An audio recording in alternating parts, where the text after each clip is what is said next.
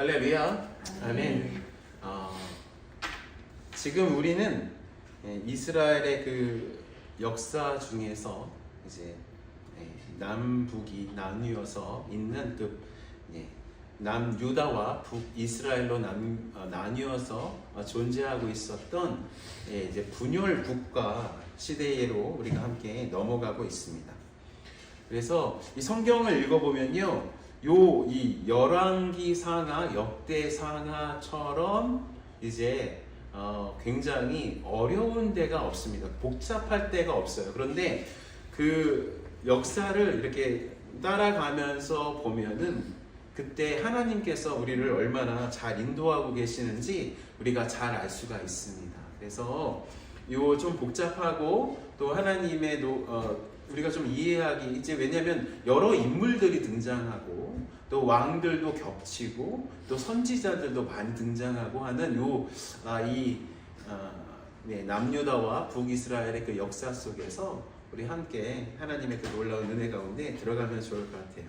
할렐루야. 아멘. 그래서요, 지금 보면 우리가 교재의 12페이지를 보면서 우리가 이해하는 것이 훨씬 더 좋을 것 같습니다. 왜냐하면 이 12페이지에는 이제 남유다의 왕과 북이스라엘의 왕과 또 남유다에서 활동했던 선지자, 또 북이스라엘에서 활동했던 선지자들이 이제 다 함께 나오고 있습니다. 그래서 이 왕 중심으로 그리고 선지자 중심으로 이제 열왕기 상하, 역대 상하를 읽어내므로 말미암아 이제 전체적인 이스라엘의 역사를 우리의 머릿속에 좀 담고 그 안에서 하나님께서 우리에게 주시는 그런 교훈을 우리가 따라갔으면 좋겠습니다. 아멘. 제가 저번 주에 이제 강의를 하면서 헷갈리게 만들었던 부분이 있습니다. 요시야 왕이 이제 전쟁을 했을 때 이 애굽 왕과 이제 전쟁을 했다고 제가 말씀드렸잖아요. 제가 정정을 해드리겠습니다. 애굽 왕의 이름이 시삭이라고 말씀드렸는데, 시삭은 이제 남유다 북이스라엘의 이 초기 때 애굽의 왕이었고, 이제 요시야랑 이제 전쟁을 했던 왕의 이름은 바로느고입니다. 바로느고. 이제 제가 좀 정정해서 말씀드리고 싶습니다. 그래서 제가 이제 기억 속에서 말씀드렸기 때문에 시삭과 바로느고를 이제 혼동해서 말씀드렸다고 밝히고 싶습니다. 첫 번째, 우리 한번 볼까요? 우리가 이제 다윗과 솔로몬은 우리가 이제 한번 훑어보았습니다. 그런데 르호보암 왕으로 한번 넘어가야 됩니다. 이제 우리가 이제 이스라엘의 왕들의 그 연도를 보면 굉장히 중요한 연도가 나온다고 했어, 그죠? 1050이 뭐 사울왕이 언제였죠? 사울왕이 잘 안 나오네요. 1050이죠. 1050 BC입니다. BC는 뭐라고 말씀드렸죠? Before Christ라고 했죠. 그리고 다윗왕이 뭐죠? 다윗왕이 1020이죠. BC. 그리고 솔로몬 왕이 뭡니까? 970이죠. 솔로몬 왕이 970입니다. 970 BC. 그러니까 뭡니까? 40년 동안 이제 그 왕 노릇을 했다고 우리가 알 수가 있습니다. 그렇죠? 그러고 나서 솔로몬 왕의 아들이 누구예요? 르호보암입니다. 르호보암 왕 때 무슨 일이 있었어요? 우리가 잘 알다시피 10지파의 사람들, 이 사람들이 와서 뭘 요구했습니까? 노역을 좀 감해달라고 하는 그런 요구를 했습니다. 근데 그 요구에 이제 약간 나이가 많은 그런 신하들은 르호보암 왕에게 이렇게 조언하죠. 그들의 노역을 좀 감해주세요. 그러면 그렇게 사랑해주면 이 사람들이 당신을 끝까지 따를 것입니다. 라고 하는 그 조언을 합니다. 그런데 르호보암 왕과 함께 성장했던 젊은 신하들에게서 어떤 조언을 받죠? 아닙니다. 이거 이렇게 처음부터 이런 요구를 들어주면 안 됩니다. 이들의 요구를 꺾어야 합니다. 라고 하는 그런 무지막지한 탄압해야 된다. 왕권으로 찍어 눌러야 한다. 라고 하는 그런 조언을 듣습니다. 그런데 누구의 저기를 듣습니까? 젊은 사람들의 이야기를 듣죠. 그래서 이제 10지파가 띄어져 나갑니다. 10지파가 띄어나갔을 때 어떤 사람이 있었어요? 여로보암이라는 왕이 있었습니다. 사내가 있었죠. 여로보암이라는 사람은 어떤 사람이었냐? 솔로몬 시대에 솔로몬을 섬겼던 신하였어요. 어떤 담당이었습니까? 건축을 총괄하는 그런 사람이었습니다. 근데 굉장히 어떤 사람이었습니까? 리더십이 강한 사람이었습니다. 그렇죠? 그런데 이 여로보암한테 아이야라는 선지자가 여로보암에게 이 아이야라는 선지자가 다가오죠. 그리고 나서 뭐랍니까? 자기가 입었던 새 옷을 찢습니다. 몇 개로 찢습니까? 12개로 찢죠. 그래서 몇 개를 줘요? 아이야가 여로보암에게 몇 개를 줘요? 10개를 줍니다. 그리고 나서 2개는 주지 않죠. 10개의 의미가 무엇이죠? 북쪽 지파 10개 지파의 왕이 당신이 될 것입니다. 라고 하는 예언을 합니다. 그리고 나서 여로보암은 어디로 도망가죠? 애굽으로 도망가죠. 애굽으로 도망가서 있다가 이렇게 르호보암 왕이 이런 실수를 했다는 소식을 듣고 다시 급하게 이제 북이스라엘로 이제 돌아오게 됩니다. 그럴 때 북이스라엘이 어떻게 됩니까? 이제 그 사람을 왕으로 삼아서 북이스라엘의 첫 번째 왕이 됩니다. 그런데 이 여로보암 왕이 내렸던 잘못 중에서 가장 큰 잘못이 무엇입니까? 네, 가짜 성전을 만들었다는 거예요. 가짜 성전을, 가짜 성막을 만들어서 제단을 만들어서 그래서 이 북이스라엘 사람들이 남유다 예루살렘 성전에 가서 이제 예배를 드리는 것을 금지하는, 그렇게 하지 못하는 그런 굉장히 하나님 앞에서 큰 죄를 짓습니다. 거기까지가 이제 여로보암의 큰 죄입니다. 그랬을 때 이 르호보암 왕이 이렇게 뭐합니까? 이 전쟁을 일으키려고 합니다. 북이스라엘과 전쟁을 하려고 했을 때 어떠한 선지자가 나옵니까? 뭡니까? 스마야라는 선지자가 등장합니다. 스마야 선지자가 열왕기상 12장을 한번 읽어보겠습니다. 열왕기상 12장 한번 읽어보겠습니다. 왕상 12장에 보면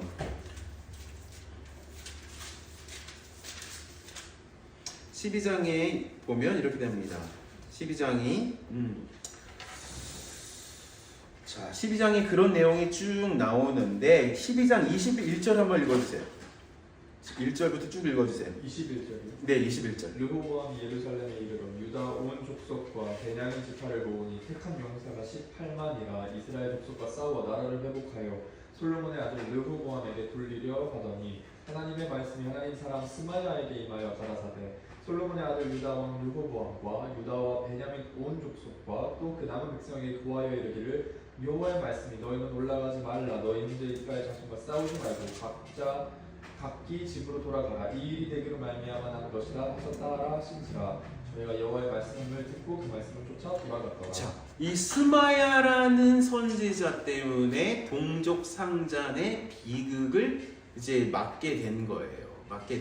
그래서 이제 북이스라엘 사람들은 평화롭게 자기의 땅으로 돌아가고 이제 전쟁을 멈춘 상태가 되었습니다. 그러니까 이제 그 전쟁의 위협을 느낀 사람은 누굽니까? 여로보암 왕이 전쟁의 위협을 느낀 거죠. 그러니까 그러면 지금 자기 편에 섰던 이스라엘 사람들, 북이스라엘 사람들도 이제 남쪽에 있는 성전에 예루살렘 성전에서 예배를 드리다 보면 그들의 정당성을 깨닫게 되고 자기가 아니라 이제 남쪽에 있는 남유다의 왕을 섬기게 될 것이라는 그런 위험성을 깨닫고 뭘 합니까? 25절부터 여로보암이 금송아지를 만든다는 거예요. 금송아지를. 여기서부터 이제 문제가 이제 발생하게 되는 것입니다. 그렇게 되었을 때 여로보암은 이제 계속해서 계속해서 이런 일을 발생하게 되는데 그때 어떠한 제단을 쌓습니까? 베델이라는 제단을 쌓게 되는 것입니다. 13절을 보니까 베델 제단을 쌓게 되는 것입니다. 그런데 이 베델이라는 그 가짜 성전이죠, 제단이죠. 하나님이 원하시는 제단이 아니었습니다. 그러니까 만약에 여로보암 왕이 만약 역사 속에서는 만약이라는 것은 이제 뭐 가당치는 않지만 그래도 만약에 여로보암 왕이 계속해서 북이스라엘 사람들로 하여금 예루살렘 이제 성전에서 예배를 드리는 것을 허락됐다면 자기는 자기 나름대로의 왕권이 계속해서 하나님의 놀라운 손에서 유지가 됐을 것이에요. 그런데 누구의 꾀를 쫓는 것입니까? 사람의 꾀를 쫓는 거예요. 자기의 꾀를 쫓는 것입니다. 자기의 꾀를 쫓았기 때문에 이 여로보암의 치세는 그렇게 오래되지 않았다는 것입니다.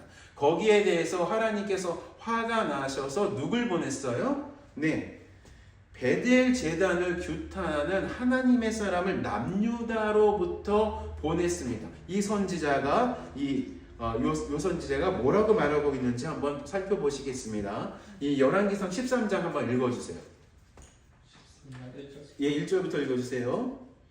때 하나님의 사람이 근데 굉장히 중요한 단어가 있습니다. 보라가 있습니다. 보라 하나님의 사람이 그때에 보라 그때에 하나님의 사람이 여호와의 말씀으로 인하여 유다에서부터 베델에 이르니 마침 여로보암이 단 곁에 서서 분향하는지라 하나님의 사람이 단을 향하여 여호와의 말씀으로 외쳐 가로되 다나 여호와께서 말씀하시기를 다윗의 집에 요시야라 이름하는 아들을 낳으리니 저가 내 위에 분향하는 산당 제사장을 내 위에 제사할 것이요 또 사람의 뼈를 내 위에 사르리라 하셨느니라 하고 그날에 저가 예조를 들어 가로되 이는 여호와의 말씀하신 예조라 단이 갈라지며 그 위에 있는 재가 쏟아지리라 하며 여로보암 왕이 하나님의 사람의 베델에 있는 단을 향하여 외쳐 말함을 들을 때 단에서 손을 짚어 저를 잡으라 하더라. 저를 향하여 편 손이 말라 다시 거두지 못하며 하나님의 사람의 여호와의 말씀으로 보인 예조대로 단이 갈라지며 재가 단에서 쏟아진지라. 네, 그렇죠.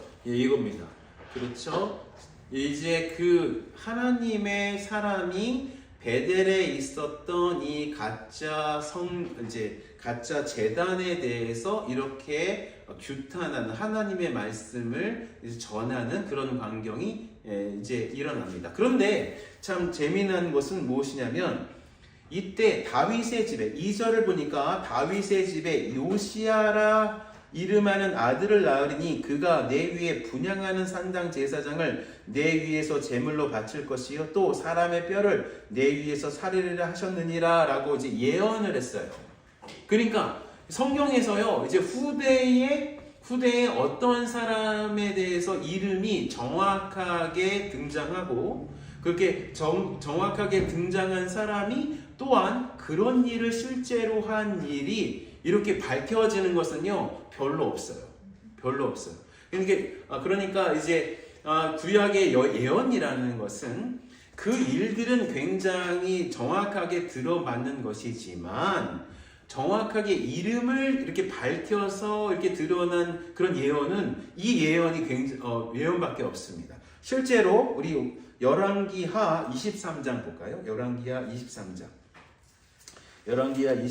보겠습니다.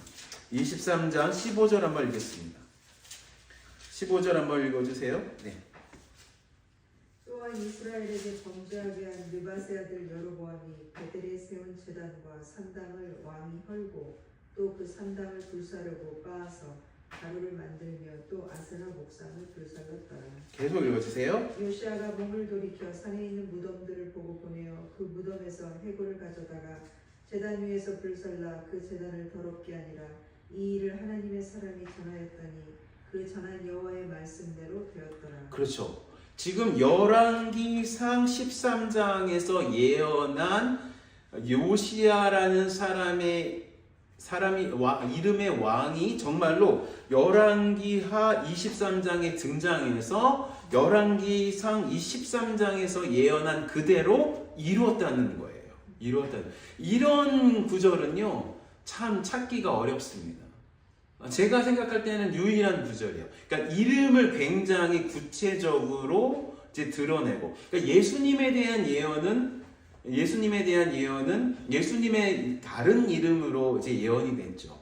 이사야서 보면은 임마누엘이라고 예수님의 이름을 이제 다른 표현으로 이제 예언한 것이 있지만, 이렇게 이름을 정말로 드러내서 이렇게 한 것은 없습니다. 그런 것처럼 이제 베델 제단에 대해서 규탄했던 이 하나님의 사람의 이 예언은 하나님으로부터는 굉장히 강력한 예언이었다는 것을 알 수가 있습니다. 그런데 이 사람이 어디 사람이에요? 남유다 사람입니다. 그렇죠? 남유다 사람. 이 남유다 사람은 그럼에도 불구하고 르호보암 왕에 속한 사람이겠죠? 그리고 이제 예루살렘 성전에서 이제 하나님께 예배를 드렸던 사람이겠죠? 그러면 이제 하나님 앞에 특별한 말씀을 받고 어디로 가는 거예요? 북이스라엘 베델로 가는 것입니다. 그러면 이 영적으로 보면 어때요? 저를 찾아보십시오. 영적으로 보면 좀 어떠세요? 그러니까 남유다에서 하나님께 보내심을 받고 북이스라엘로 가는 거예요.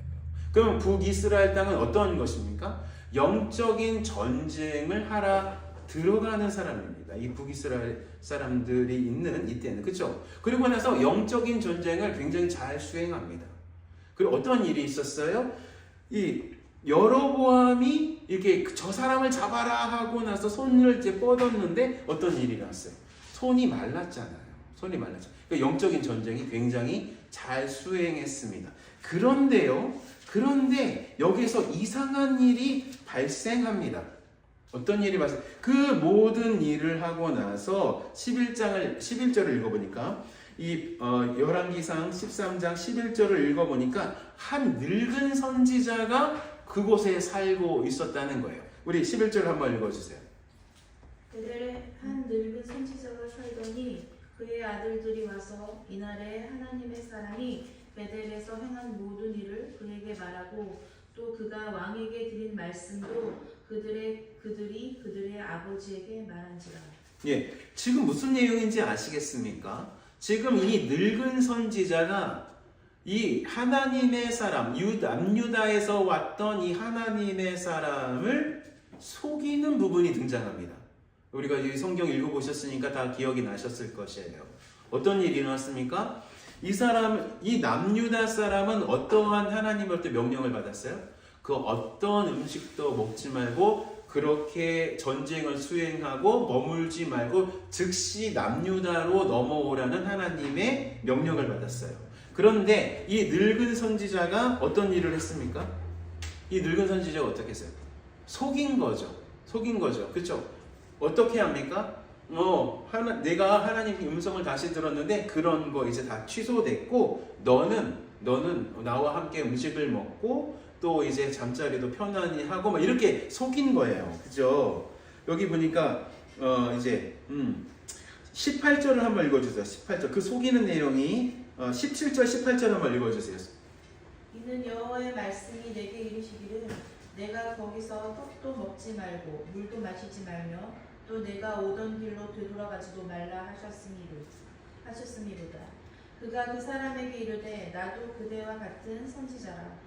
천사가 여호와의 말씀으로 내게 이르기를 그를 내 집에 데리고 돌아가서 그에게 떡을 먹이고 물을 마시게 하라 하였느니라니 이는 그 사람을 속임이라. 네, 그래서 보니까 제 19절부터 읽어드릴게요. 이에 그 사람이 그와 함께 돌아가서 그의 집에서 떡을 먹으며 물을 마시니라. 그들이 상 앞에 앉아 있을 때 여호와의 말씀이 그 사람을 데려온 선지자에게 임하니 그가 유다에서부터 온 하나님의 사람을 향하여 외쳐 이르되 여호와의 말씀에 내가 여호와의 말씀을 어기며 내 하나님 여호와께서 내게 내리신 명령을 지키지 아니하고 돌아와서 여호와가 너더러 떡도 먹지 말고 물도 마시지 말라 하신 곳에서 떡을 먹고 물을 마셨으니 내 시체가 내 조상들의 묘실에 들어가지 못하리라 하셨느니라 하니라 라고 합니다. 그러니까 지금 이 구약 성경 중에서 가장 정말 복잡하고 그리고 이해하기 어려운 그런 구절을 우리가 함께 지금 읽고 있는 것이에요. 무슨 말씀인지 아시겠어요? 제가 아까 뭐라고 말씀드렸어요? 남유다 선지자는 영적인 대결을 하기 위해서 북이스라엘로 파견이 된 것입니다. 그러면 영적인 대결을 하기 위해서는 항상 어떻게 됐어요? 깨어 있었어야 했던 거예요.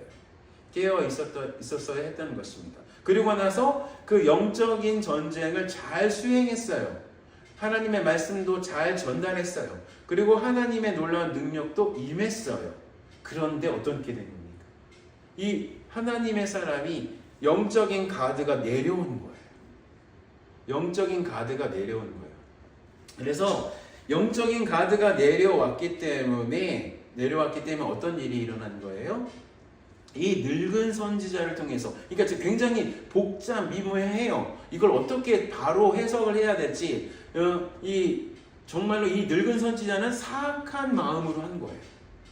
이런 거죠. 한번 이 선지자를, 이 하나님의 사람을 한번 시험해 볼까? 한번 내가 이렇게 속여도 이 사람 한번 넘어가나 안 넘어가나 한번 봐볼까? 이런 생각을 한 거예요. 이러니까 그런 못된 마음으로 시작을 한 거예요. 그런데 이 사람은 굉장히 나쁜 사람이죠. 이 늙은 선지자는. 왜냐하면 이 사람 늙은 선지자지만 르호보암이 하는 그 모든 일들에 대해서 외치지 않았어요. 그냥 호의호식하면서 살고 있는 거죠. 근데 선지자 타이틀은 갖고 있는 거예요. 그래서 그렇지만 굉장히 타락하고 영적인 어떠한 하나님 앞에서의 그 교통이나 이런 것도 거의 끊어진 사람이라는 거예요. 그래서 어디까지 가는 거예요? 이 하나님의 사람을 한번 속여볼까?까지 간 거예요. 그런데 하나님께서는 이 대대를 향한 하나님의 이 엄중한 경고를 내리실 때 이 경고를 내리시는 것이 굉장히 중요한 그런 일이었기 때문에 이 늙은 선지자가 이 젊은 선지자를 유혹하고 속이는 것을 허락하셨다는 거예요. 이게 굉장히 우리한테 시사하는 바가 많습니다. 뭘입니까? 항상 깨어 있어야 한다는 거죠.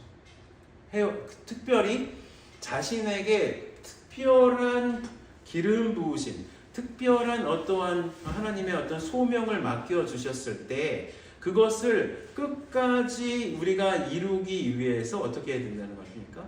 끝까지 정신을 차리고 하나님 앞에 있는 태도가 있어야 한다는 거예요. 그러니까 지금 어떠한 것입니까? 지금 제가 이제 존경했던 수많은 우리 선배 사역자들이 다 넘어졌어요. 진짜로. 이분이? 이런 분들이 많아요. 미국 사람 많아요.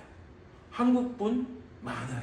이분들은 정말로 이 젊은 선지자처럼 자신의 평생에 있어서 자신이 하나님 앞에서 했던 그 모든 그 태스크들 다 이룬 사람들이에요.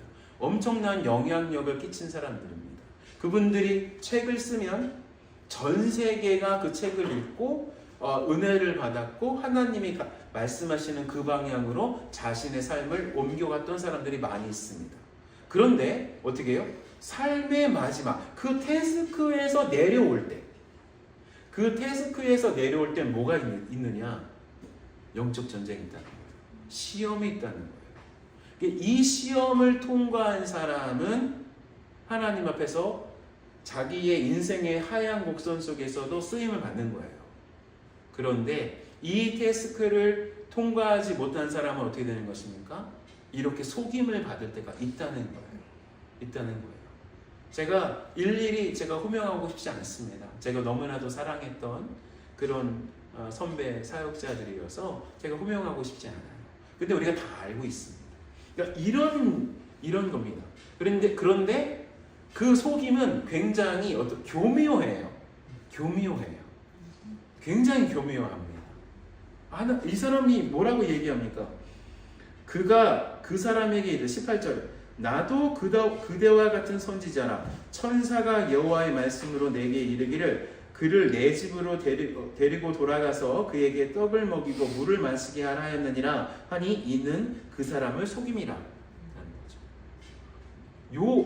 요것처럼 교묘하게 우리에게 찾아올 수가 있다는 것입니다.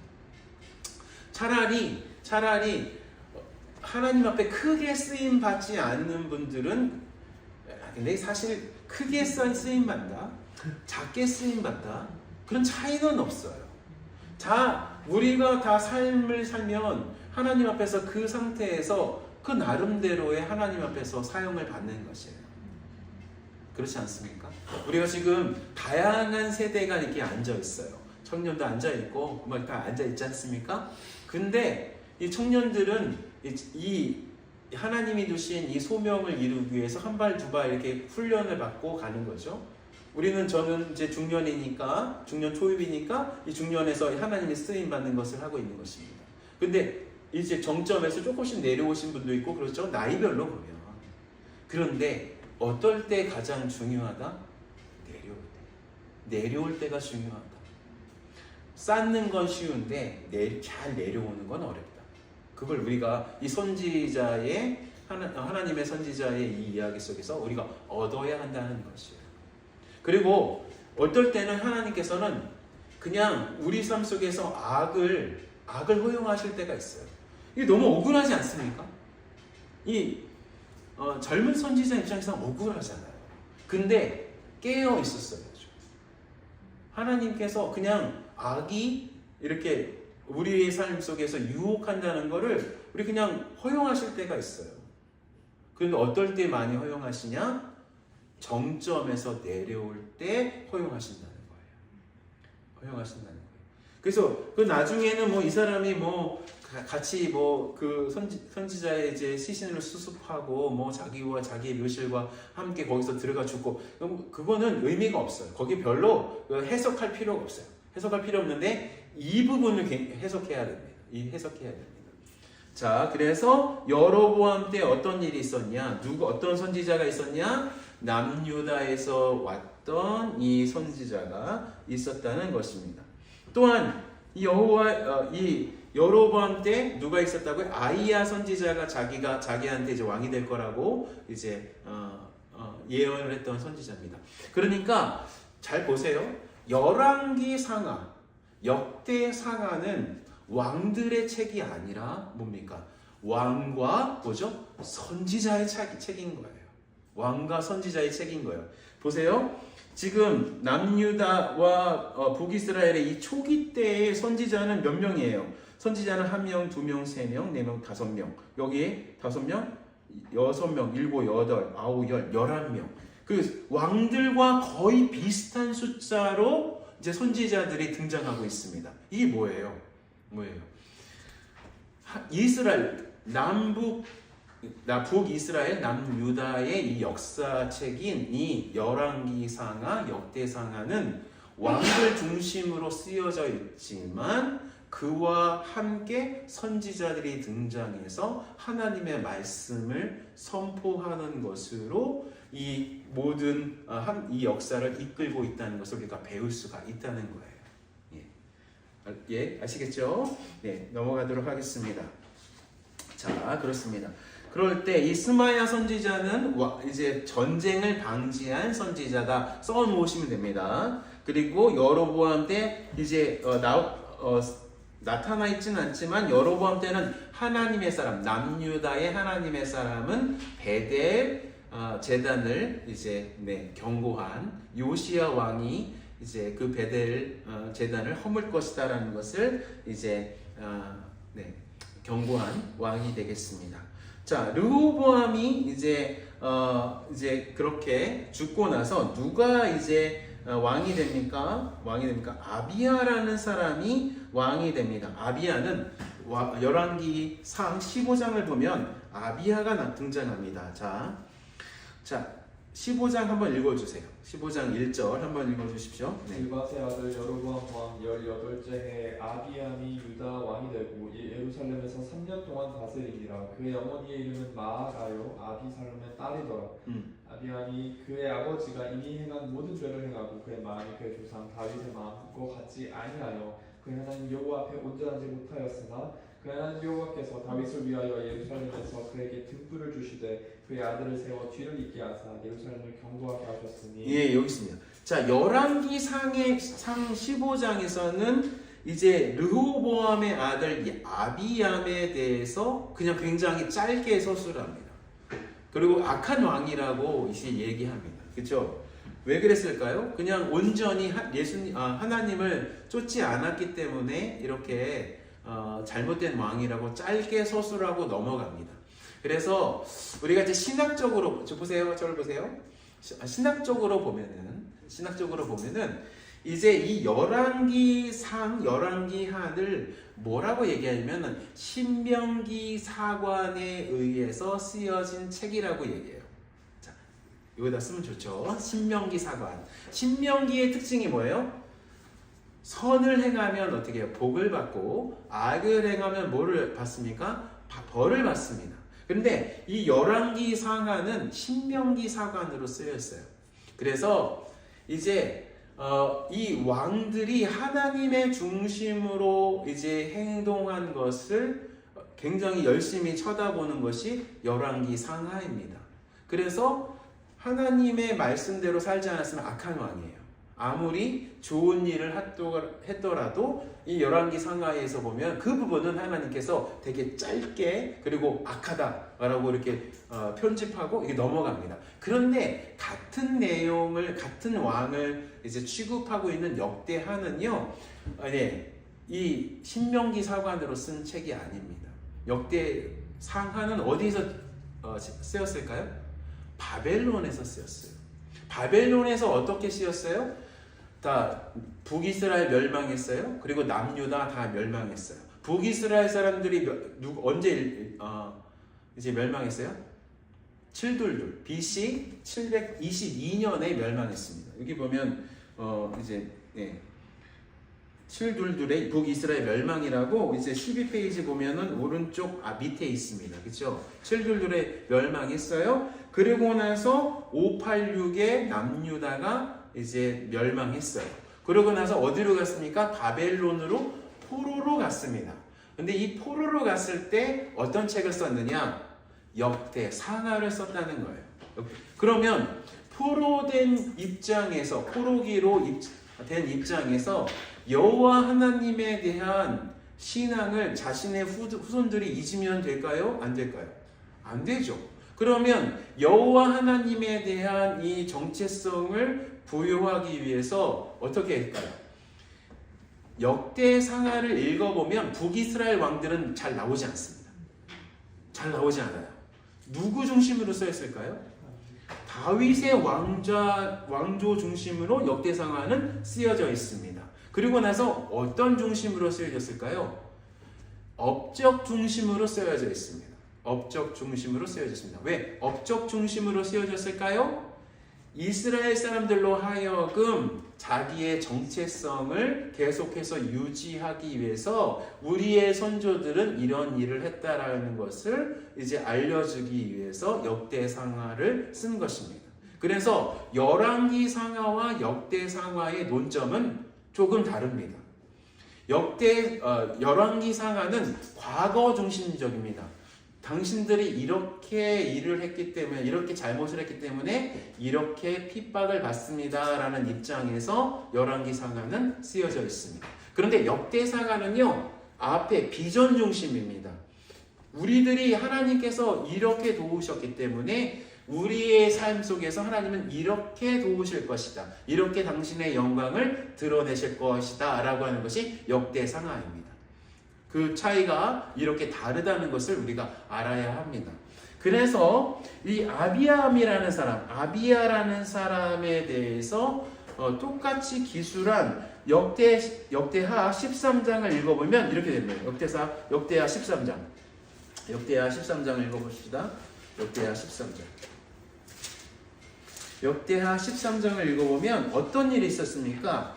아비야가 여로보암과 전쟁을 일으켰어요. 전쟁이 났어요. 자, 여로보암은 어디 왕입니까? 북이스라엘의 왕이고, 아비야는 뭡니까? 남유다의 왕입니다. 그랬을 때 이때 아비야가 어떤 일을 하냐면 굉장히 유명한 연설을 하게 됩니다. 자, 아비야가 4절부터 읽어주세요. 아비야가 에브라임 산 중 스마라임 산 위에 서서 이르되 여로보암과 이스라엘 무리들아 다 들으라. 이스라엘 하나님 여호와께서 소금 언약으로 이스라엘 나라를 영원히 다윗과 그의 자손에게 주신 것을 너희가 알 것 아니냐. 다윗의 아들 솔로몬의 신하 느밧의 아들 여로보암이 일어나 자기의 주를 배반하고 남봉꾼과 잡배가부에 따름으로 스스로 강하게 되어 솔로몬의 아들 르호보암을 대적하였으나 그때 르호보암이 어리고 마음이 연약하여 그들의 입을 능히 막지 못하였느니라. 이렇게 하면서 쭉 이제 어떻게 됩니까? 이제 어떤 연설을 합니까? 자신의 백성들의 마음을 일으키는 연설을 했다고 역대하 13장은 적고 있어요. 그런데 열왕기상 15장은 어때요? 이 아비야에 대해서 굉장히 간략히 넘어가잖아요. 근데 역대하는 어떻게 돼요? 역대하 13장에서는 아비야가 이렇게 위대한 일을 했다고 말하잖아요. 그런데 우리 아까 처음에 읽었던 5절 말씀, 이스라엘 하나님 여호와께서 소금 언약으로 이스라엘 나라를 영원히 다윗과 그의 자손에게 주신 것을 너희가 다 알 것이 아니냐라는 이 말씀이 중요한 거예요. 그러니까 남유다의 이 바벨론으로 끌려갔던 사람들은 다 누구라는 거예요? 남유다 백성들인 거죠. 이 남유다 백성들은 어떤 정통성을 갖고 있는 거예요? 네, 다윗 왕조의 정통성을 갖고 있는 사람들이에요. 그리고 다윗 왕조의 뭐죠? 다윗 왕조로부터 영원한 왕이 올 것이라는 그 언약, 소금 언약. 소금 언약이 무엇입니까? 변하지 않는 언약입니다. 그러니까 하나님의 언약을 붙드는 신앙이 이 역대하 13장에는 녹아져 있는 거예요. 그러니까 아비야 왕은 열왕기성에서는 어떤 왕이에요? 신명기 사관으로 이제 쓰여져 있으니까 이 사람이 하나님 앞에서 올바르게 행동하지 않은 것에 대한 비판의 입장에서 열왕기상 13장은 기술하고 있지만 역대하는 그래도 하나님의 언약의 관점에서 그러면 역대하를 읽은 사람들은 어떤 마음을 들까요? 와, 그래, 우리한테는 영원한 왕이 올 거지 라고 하는 그 마음이 부풀지 않겠습니까? 그리고 그 영원한 왕이 누구십니까? 예수님이신 거죠. 그런데 자, 구약에 있는 모든 예언은 어떻다고 했어요? 이중적이라고 했습니다. 다중적이라고 했습니다. 근데 이스라엘 사람들이 이 바벨론에 유수되어 있었던 이 남유다 사람들이 기대한 왕은 어떤 왕이에요? 다윗처럼 전쟁에 능한 왕이었다는 거예요. 그런데 이사야서나 예레미야서나 에스겔서나 이런 그런 이제 구약에 있는 이 예언들을 읽어보면, 특별히 이사야서를 읽어보면 그 메시아, 이 다윗의 혈통으로 오시는 분이 어떤 분이에요? 매를 맞는 분이세요. 고난의 종이에요. 그렇죠? 그분이 매를 맞음으로 어떻게 되는 것이에요? 나음을 얻는 거예요. 그러니까 이 두 가지의 이 비전이 누구에게 속해져 있는 거예요? 저를 보세요. 지금 굉장히 중요합니다. 구약을 읽는 굉장히 중요한, 성경 전체를 읽는 중요한 이제 뼈대와 같은 그런 그 생각을 갖고 있어야 돼요. 메시아의 두 가지의 모습이 나오잖아요. 고난의 종의 모습으로 메시아가 나오고, 그 다음에 다스리시는 군주의 모습으로 메시아가 등장합니다. 근데 예수님 안에서 이것이 다 이루어지는 거예요. 자, 언제 일어나셨습니까? 먼저 어떤 왕으로 오셨어야 됐어요? 고난의 종으로 오셨어야 됐어요.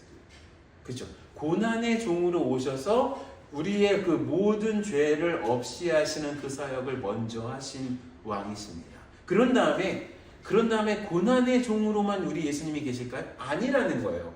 요한계시록은 뭘 말씀하고 계십니까? 심판의 주로 오시는 거예요.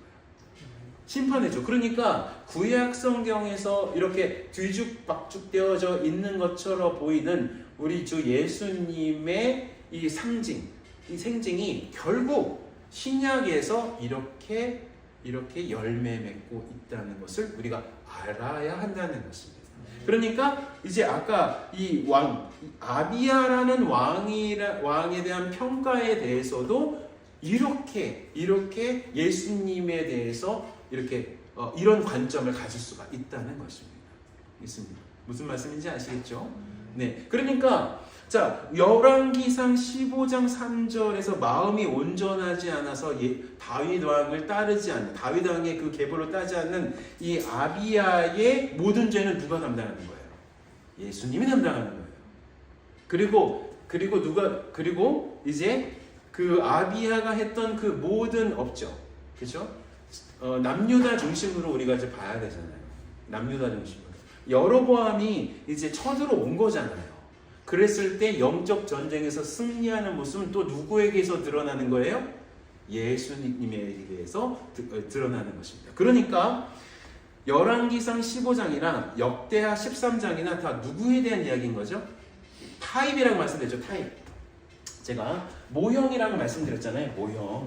모형은 뭡니까? 예수님을 상징하는 것을 타입이라고 했습니다. 예, 그렇죠? 그러니까 이 아비야도 뭡니까?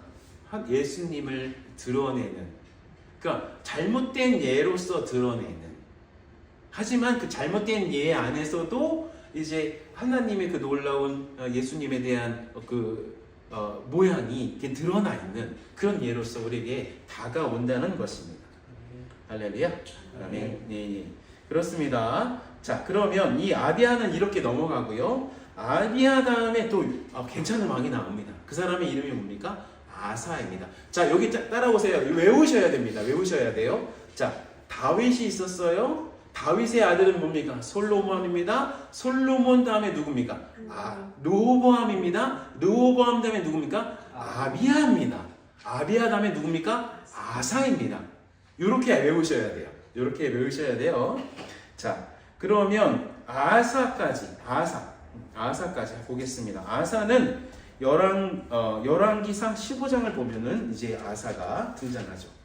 열왕기상 15장을 읽어보면 등장합니다. 열왕기상 15장. 유다왕 아사랴. 잠깐만요. 네. 아니죠. 9장이죠. 9장. 15장. 네? 15장. 15장 맞죠? 15장 9절. 예. 9절입니까? 네. 열왕기상 제가 잘못 보고 있었습니다. 제가 열왕기하를 보고 있었습니다. 자, 열왕기상 15장 9절 한번 읽어주세요.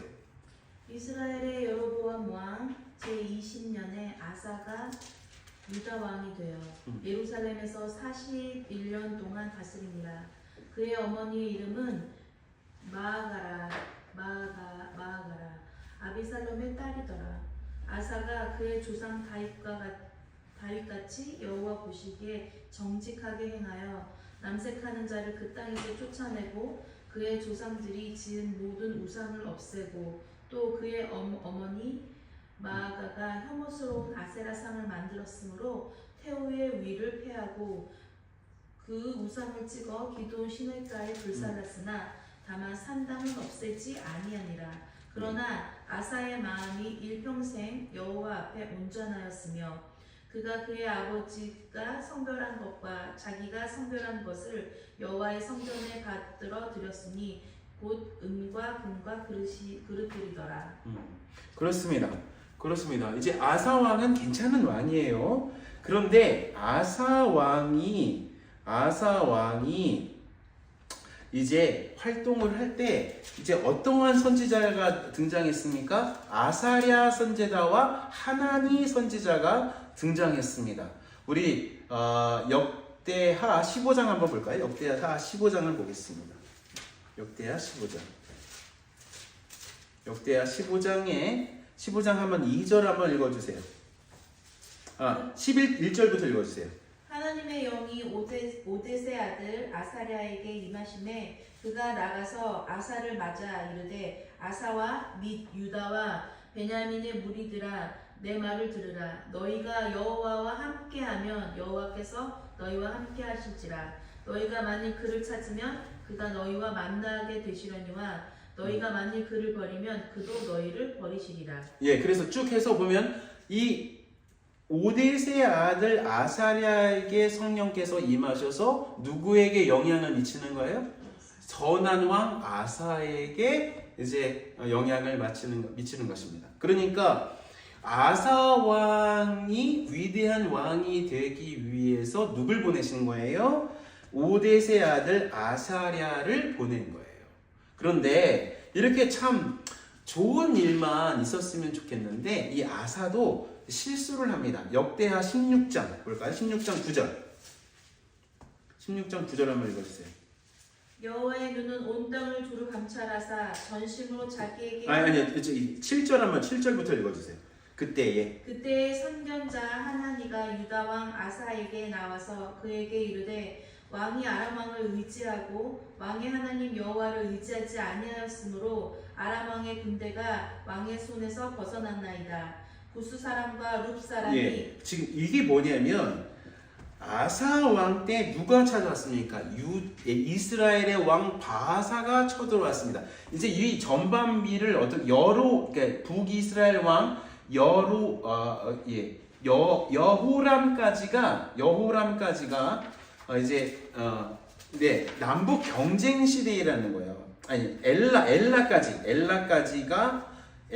있잖아요. 886 엘라까지잖아요. 요때가 남북이 경쟁하는 시대였어요. 계속해서 전쟁이 있었습니다. 그때 바사가 어디를 쳐들어온 거예요? 아사를 쳐들어왔습니다. 그런데 아사를 쳐들어왔는데 남유다를 쳐들어왔는데 남유다의 왕 아사가 누구에게 도움을 청한 거예요?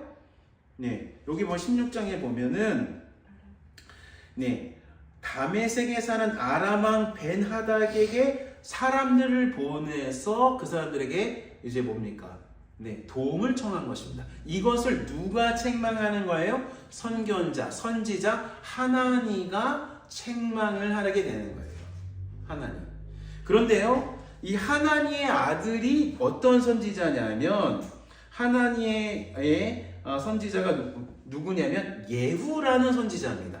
예후는 누구 밑에 있어요? 바사 왕의 옆에 있잖아요. 보세요. 여기 반응을 좀 해주십시오. 네. 그렇죠. 열왕기 상 16장에 보면 예후가 바삭과 여호사압을 경고하고 있습니다. 그러니까 대대로 그렇죠. 하나니 선지자의 아들이 누구고요? 예후예요. 예후. 하나니는 누구에게 지금 경고하고 있어요? 아사를 경고하고 있고 예후는 누구에게 경고하고 있어요? 여호사밧과 이제 여호사밧에게 이제 경고를 하고 있는 것입니다. 바하사에게 이제 경고를 하고 있는 것입니다.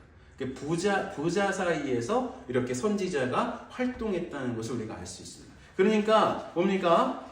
이제 이 역대상하, 열왕기상하는 어떤 책이다? 왕들의 책이지만 선지자가 굉장히 중요하게 활동했던 책을 이제 우리 열왕기상하, 역대상하라는 것을 우리가 알 수가 있습니다. 오늘 여기까지 할까요? 할렐루야. 아멘. 예. 자, 성경 읽는데 좀 도움이 되셨으면 좋겠어요. 좀 도움이 되십니까? 네. 이제 이게 좀 깊게 좀 보실 수도 있고, 그 다음에 이런 흐름 속에서 이런 일이 있었구나라고 이제 들어오실 필요가 있습니다. 그래서 그냥 열왕기상하, 역대상하는 그냥 역사책 읽듯이 그냥 쭉쭉쭉 읽으면서 제대로 이제 정리가 좀 잘 안 되면서 이제 읽는 경향이 있잖아요. 다시 한번 남유다 왕 여기까지 한번 정리하도록 하겠습니다. 그 다음에 다음 주에는 한번 이제 북이스라엘 왕 중심으로 한번 정리할 텐데요. 어땠습니까? 다윗 왕이 있었고, 그 다음에 솔로몬 왕이 있었고, 르호보암 왕이 있었고, 아비암이 있었고, 아사가 있었고, 여호사밧 있었고. 이렇게 외우면 됩니다. 다시 한번 하겠습니다. 자, 저를 보세요. 한번 외우시겠습니다. 자, 남유다의 왕들입니다. 다윗 왕, 그 다음에 솔로몬, 르호보암, 아비암, 그 다음에 아사, 여호사밧. 여호사밧은 아직 안 했어요. 그죠? 여호사밧은 아직 안 했어요. 이렇게 정리하고 한번 요거 다시 한번 정리한 다음에 북이스라엘 왕 한번 또 정리할 거예요. 그리고 한 번 더 정리하고 그 다음에 계속 한번 정리하면서 넘어가도록 하겠습니다. 이렇게 머리에다가 넣고 이제 열왕기상하, 역대상하 한번 읽어보세요. 잘 읽을 거예요. 그럼 이런 일이 있었지? 이런 일이 있었지? 이렇게 될 것입니다. 우리 함께 정리하도록 하겠습니다. 할렐루야. 네. 아멘.